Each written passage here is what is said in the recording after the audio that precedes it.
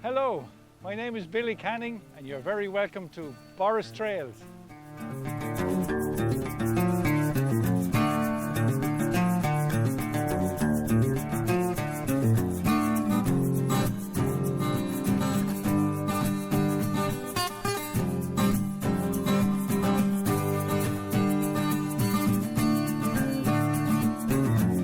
Hello everybody, and you're very welcome back to episode 5 of Borris Trails. And today we're here at Pound Lane in Borris, as it offers one of the best views of Mount Leinster behind me here from the village. And today we're continuing our exploration of the Black Stairs mountain range and the majestic Mount Leinster.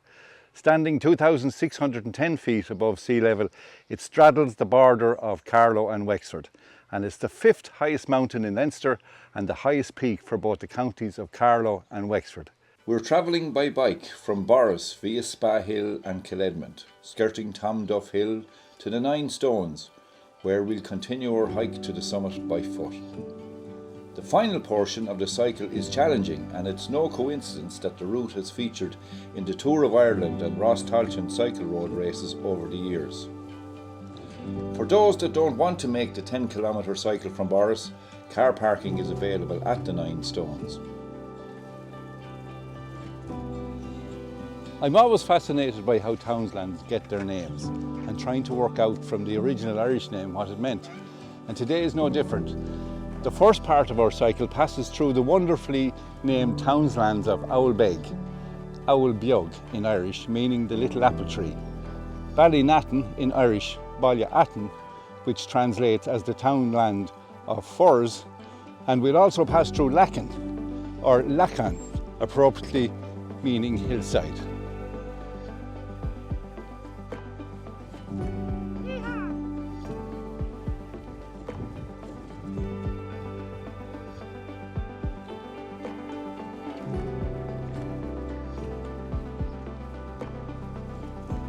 We've taken a small detour on our way to visit some small ring forts or rahines. Through agricultural practice and the passage of time, a lot of these forts have disappeared from our landscape.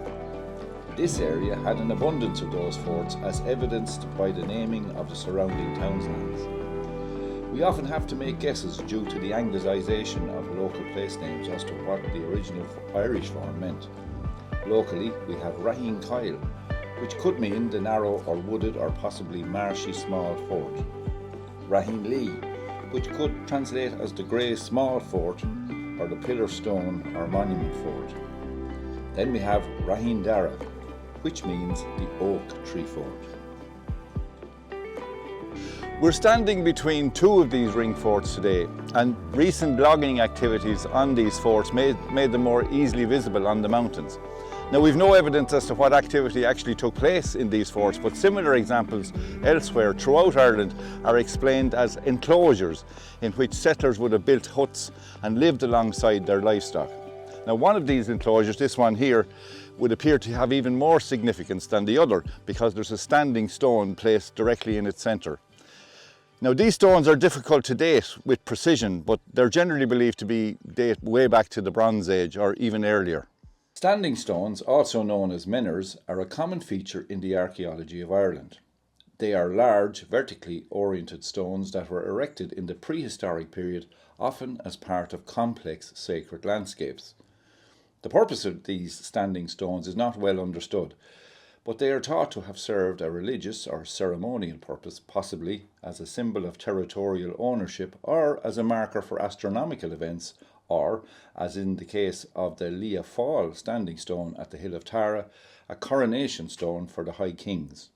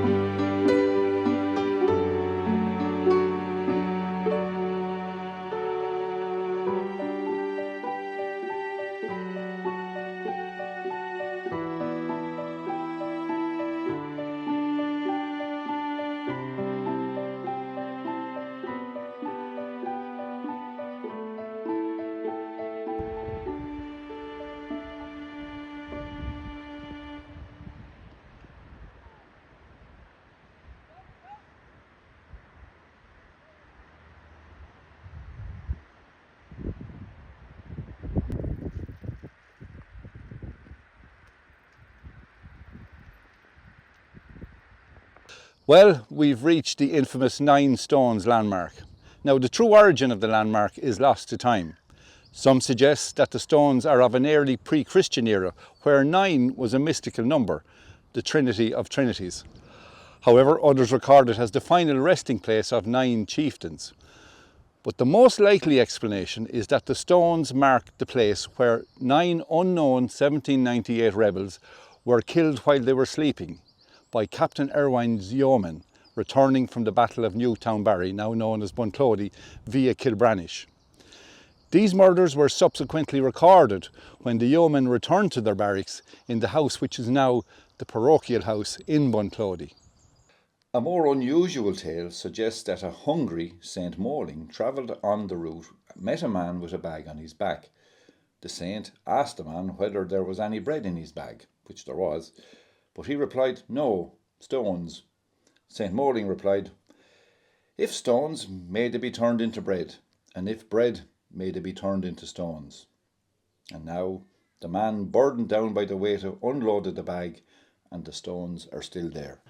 Now, the 9 stones sit in the townsland of Cuailnachta, the Irish being Cuailnachta, meaning the nook or corner of snow. An apt name, considering that due to the height of Mount Leinster over the surrounding countryside, snow falls here before most other places. The 9 stones are aligned roughly east to west over a distance of around 12 metres, with 1 metre approximately between each stone.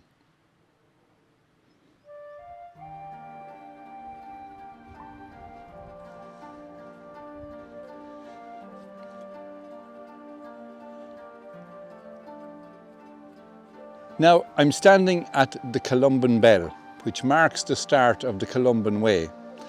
The Columban Way walk gives visitors the opportunity to follow in the footsteps of the inspirational 6th century monk St. Columbanus, who was born at the foot of Mount Leinster.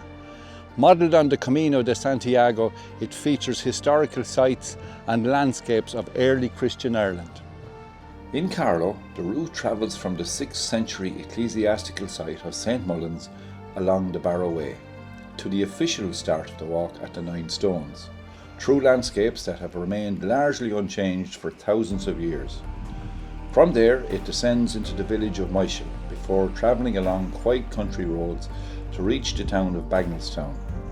Here, it rejoins the Barrow Way to Loughlin Bridge and Carlow before heading to County Kildare.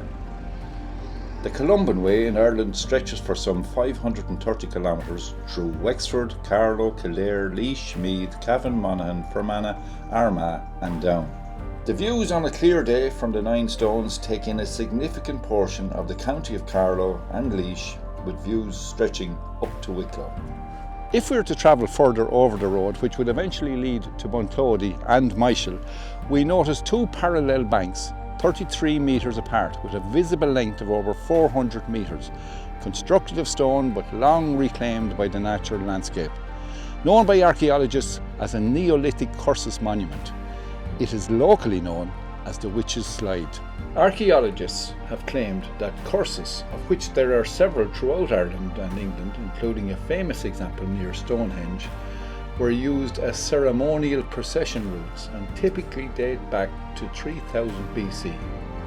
In this case, the southern portion of the cursus is aligned with a cairn 2 kilometres to the southeast of the summit of Mount Leinster, giving some credence to the claim of it being a ceremonial route.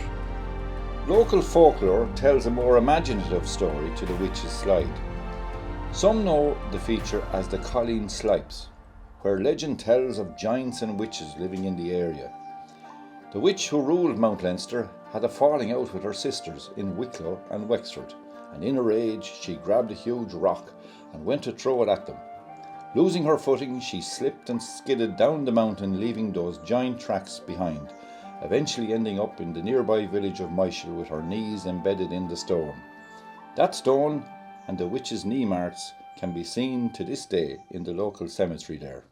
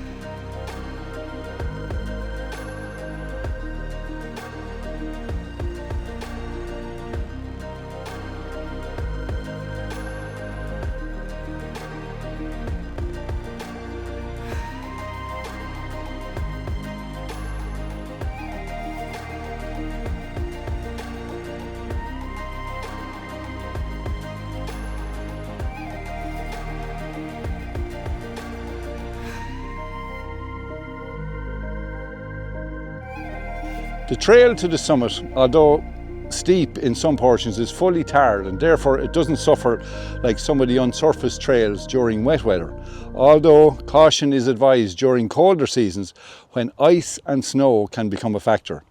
Now, the first portion of our walk is bordered by quilta, forested areas, and soon opening up to that beautiful desolation of the mountain. As we climb the road rising out of the forest, we are met with magical panoramas, taking in the Blackstairs mountain to the south, the remaining southern portion of County Carlow, down through the Barrow River Valley, from Borris itself to Clashganny, Gregnamana, New Ross and Waterford. Brandon Hill, the highest point in Kilkenny, is clearly visible, and we can follow the horizon out to Slievenamon in Tipperary and Galtymore on the Limerick border, 100 kilometres away as the crow flies. Back behind us, other walkers who don't feel like taking on the full mountain challenge head up Tom Duff Hill to be rewarded by similar panoramas from its summit.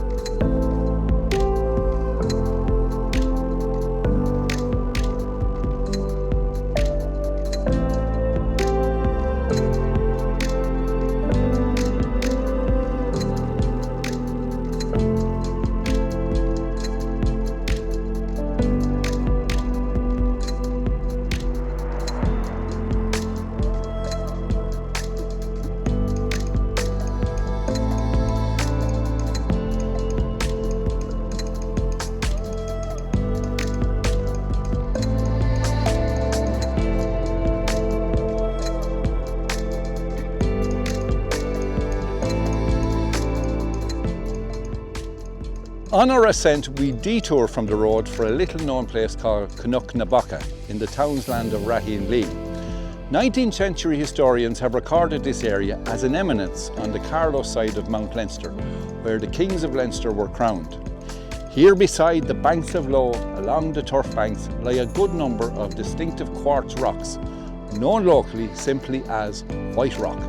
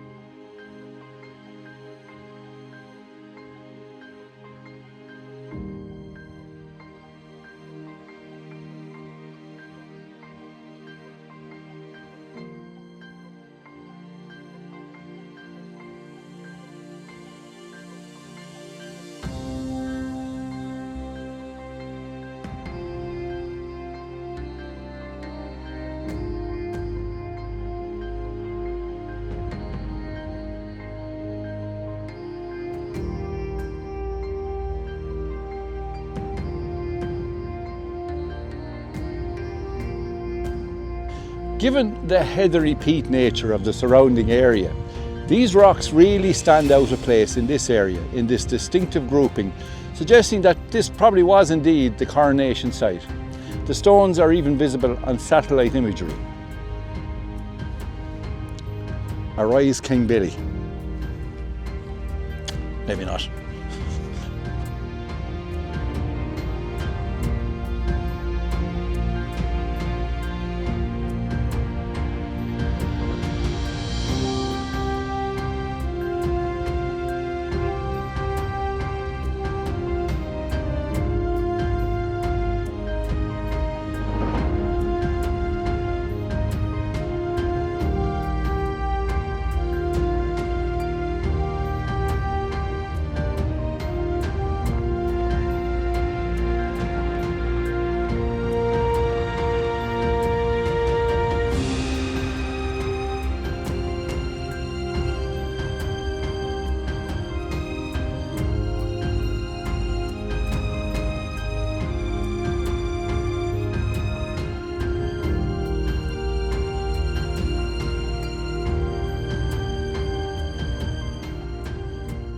Wolves were a component of the Irish landscape until 1786, when the last one was killed. It had taken a concerted effort by Cromwell and his government in Ireland to bring about this, particularly through deforestation and landscape change, legislation, bounties and the efforts of a few professional wolf hunters. Mount Leinster has the dubious reputation of the location of the last Irish wolf being hunted down the slopes for allegedly killing sheep and shot by the edge of a stream, the last of its kind, now extinct. In September 1939, the Emergency Powers Act was passed as the Irish government responded to the outbreak of World War II. Difficulty in getting coal from Britain brought about a fuel shortage in Ireland. In 1941, a circular from the Department of Local Government urged each local authority to promote turf production and confirmed that the government would guarantee a market for all surplus turf of good quality offered for sale. The only suitable bog for turf production in the area was on the slopes of Mount Leinster. The circular said, due to mountain fog and mist, turf cutting must take place in the month of May, no earlier or later, and turf must be dried and transported from the bog by mid-July. The difficulties accessing this good quality turf were summarised as, the season is short due to mountain fog, transport is exceptionally difficult, and one half of the working day is spent going up and coming down from the bog. Despite these difficulties, turf was harvested from the mountain during the 1940s emergency period. The county manager asked the contractors to double the rates, as it was one of the most difficult places in Ireland to cut and save turf. Workers were hard to source, as the locals would prefer to work for farmers on an agricultural wage rather than the piecework on the bog, which was precarious due to the wet weather. A house was erected on the bog which would give the possibility of having hot meals cooked for the men. It remains to this day on the Wexford slopes of the mountain, known as the Turf Cutter's House.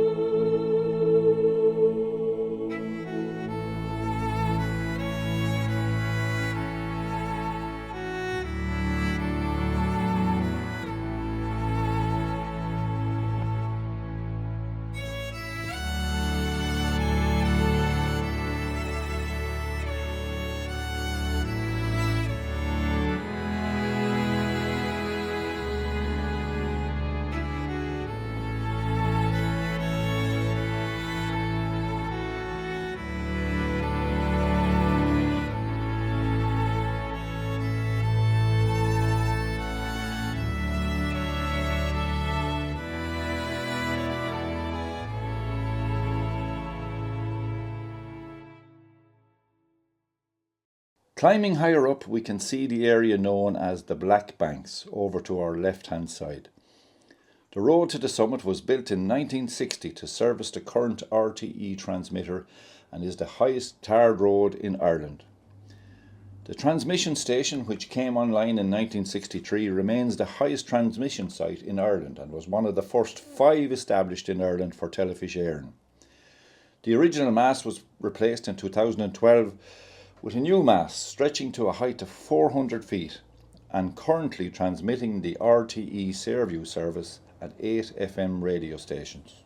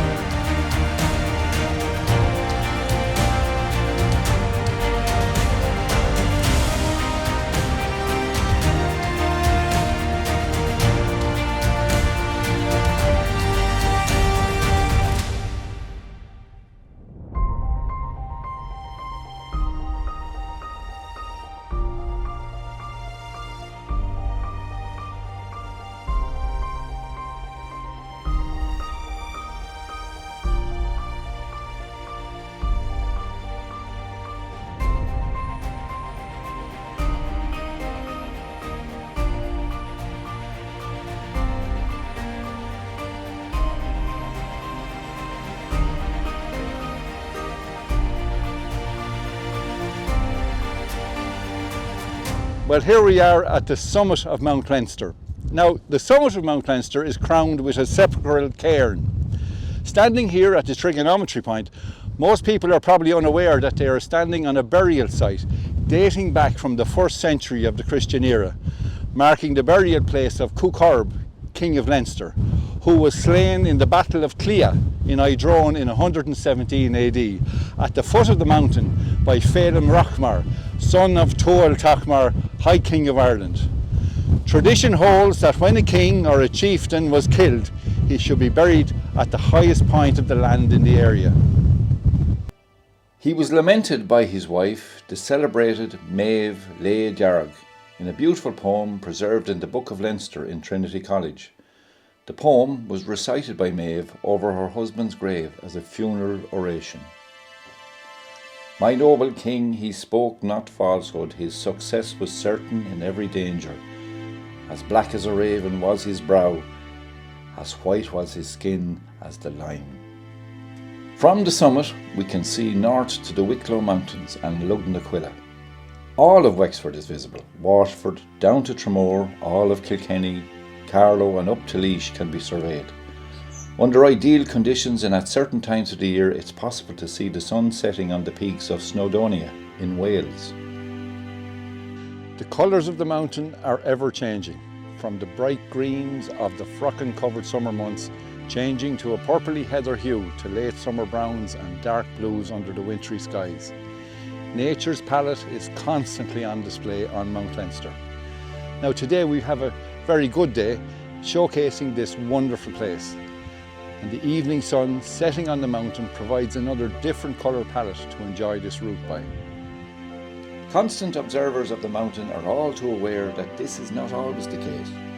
Clouds roll in and can envelop the entire mountain, so as with all mountain trekking, be prepared. Due to its height, temperatures will drop the higher you go and winds are likely to increase, so a light jacket is always advisable. Well, we're on our way back down now from the summit, and we've come to the end of our trail, and that would normally be the cue for me to say it's time now to face it for Mount Leinster, lads, but it's this time with our backs to the mountain.